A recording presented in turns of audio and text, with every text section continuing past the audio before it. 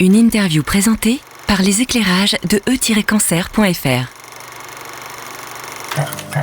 La vaccination contre le papillomavirus provoque-t-elle la sclérose en plaques ? La vaccination est un formidable exemple de sujet sur lequel de nombreuses infox circulent. Des fausses informations qui s'appuient parfois sur des éléments bien réels, mais avec des interprétations erronées ou qui reposent sur de la désinformation pure et simple. C'est-à-dire la diffusion d'une information totalement inventée. Le manque de confiance qu'il peut y avoir aujourd'hui envers la science, la médecine, mais aussi envers les institutions, favorise la propagation de ces fausses informations. Les réseaux sociaux ont amplifié, ont accéléré ce phénomène. Aujourd'hui, par exemple, une infox, une fausse nouvelle diffusée sur Twitter se propage 6 fois plus vite qu'une bonne, une vraie information. La vaccination contre les papillomavirus n'échappe malheureusement pas à cette méfiance et à cette désinformation. Et c'est dangereux, car cette vaccination, elle a pour but de préserver la santé des adolescents pour leur vie future d'adultes.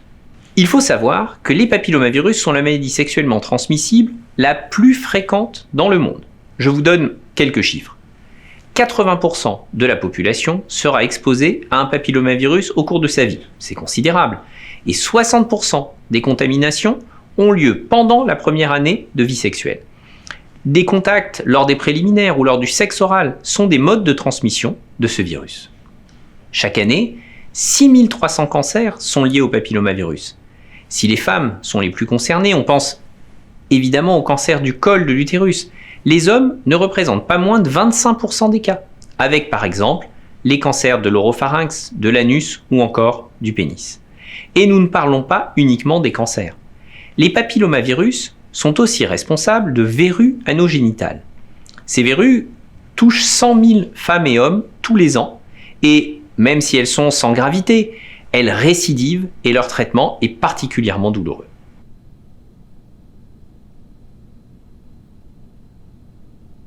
Eh bien, tout d'abord, pour obtenir son meilleur effet, la vaccination doit être réalisée à l'adolescence, c'est-à-dire entre 11 et 14 ans, avec un rattrapage possible entre 15 et 19 ans.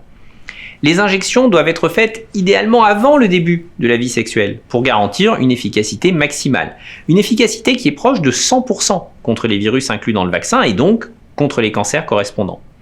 Cette protection sera moins importante si elle est effectuée après le début de la vie sexuelle car, bien entendu, la vaccination ne peut pas arrêter un processus cancéreux qui a déjà commencé.